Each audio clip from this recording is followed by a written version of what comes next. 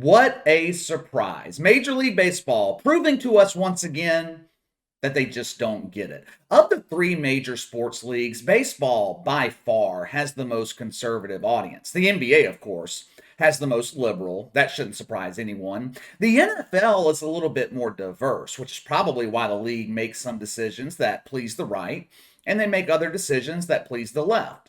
The number one goal of any sports league is to attract an audience. I mean, without the fans, the league doesn't exist. Now, in order to maintain that audience, you got to cater to them, make decisions with your audience in mind. Major League Baseball has been in trouble for years. That is a topic for a whole nother video. Attendance declines, television ratings declines. They're not even close to where they were during the peak of the 80s and 90s and some of the 2000s. The average Major League Baseball fan is 57 years old. Baseball has the oldest audience of any sport. Now, what happens as you get older? You tend to become more conservative. Your mentality shifts. Remember the Chad Zone in Seattle during the summer of 2020? You remember that? All the dirty bums sitting in downtown Seattle, not bathing, supposedly protesting, though no one could figure out what the hell they were actually protesting. Now, how many 40-year-olds, 50-year-olds, 60-year-olds, how many of those did you see in the Chad Zone? None. Those people were too busy working or watching Major League Baseball. The Chad Zone was full of kids, some in their late teens, early 20s, mid to late 20s maybe, with no clue as to what the hell they were doing. But I'm willing to bet most of them were not fans of Major League Baseball. The point is, Major League Baseball has a largely conservative fan base. They are steeped in American tradition. Now, that doesn't mean all baseball fans aren't social justice warriors, but you're much more likely to see a BLM flag or a BLM shirt in an NBA arena than at Wrigley Field. So it confuses the shit out of me how they can deny Curt Schilling entry into the Hall of Fame based on his conservative political beliefs. They're not even denying it. I think we talked about this a while back. I can't remember the baseball writer's name who clearly should not be voting for the Hall of Fame, but he admitted that he was not voting for Curt Schilling because he disagreed with him politically. Now, what the hell does politics have to do with baseball? Back in 2004, when Curt Schilling was instrumental leading the Red Sox to their first World Series title in 80 plus years, I don't remember baseball writers back then asking him, "Hey, Curt, what is your opinion on the war in Iraq? How do you feel about late-term abortion?" They didn't give a shit back then, but we were living in different times in 2004. Better times, really. Politics hadn't infected sports. If something even remotely political was involved in the NFL, the NBA, or Major League Baseball, it was generally apolitical. Military support, for example. The country uniting around baseball and football after 9/11. But we didn't have constant debates in the sports world over political issues back then. Now, you fast forward to today, you have a man who should have been a first ballot Hall of Famer being denied entry forever over his political beliefs. Now, I'm not going to sit here and drone on about the stats with Curt Schilling. You can look those up on your own, but if you were alive during his career, you shouldn't need to look up his stats to know that he's a Hall of Famer. What I am going to do is something that I never thought I would do. I cannot believe I'm about to say this. I am going to agree with Bomani Jones. Very rarely do I agree with anyone who has ESPN as the job on their LinkedIn profile. In the past, I have gone after Bomani Jones for being a race baiter.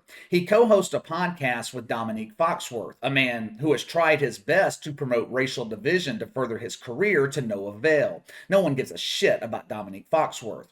But I always say this is not an agenda-driven channel, that sports used to be something that united us. Well, here is proof of that. Here is proof that sports can unite people.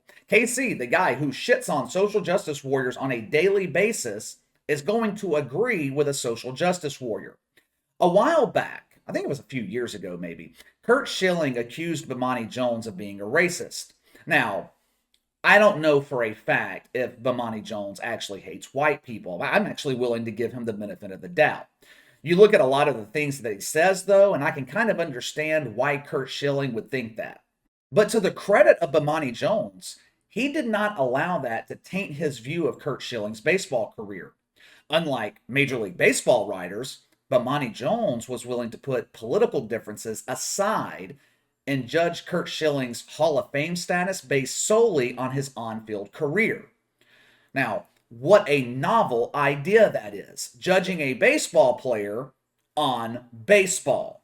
To be honest with you, I was surprised when I saw the video I'm about to show you. A rare instance of common sense from someone who usually views everything through the lens of race. Check it out for yourself.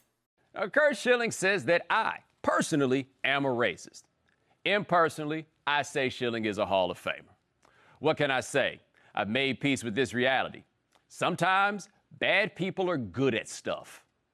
Schilling is on the writer's ballot for the Baseball Hall of Fame for the 10th and final time. No one was inducted last year, but Schilling was the top vote getter. Ascribing virtue to success is a foolhardy mission. But rather than abandon such childish simplicity, we deputize ourselves as arbiters of goodness, as if our lives aren't hard enough already. There was one thing that Bomani Jones said in that clip that really caught my attention. Even though I have criticized him in the past for his radical views on things, I've never accused him of being a dummy. Bomani Jones is a smart dude. That one thing he said, ascribing virtues to success is a foolhardy mission, but rather than abandon such childish simplicity, we deputize ourselves as arbiters of goodness, as if our lives aren't hard enough already. That is absolutely brilliant. It's brilliant. That statement is kind of like a microcosm of this channel. SJWs have nominated themselves as the arbiters of what's good and what's bad, what's right or wrong, who's racist, who's not.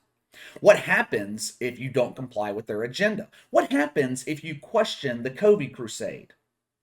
They cancel you. They tarnish your reputation. Here we have Bomani Jones, an admitted social justice warrior, saying that we should abandon such childish simplicity.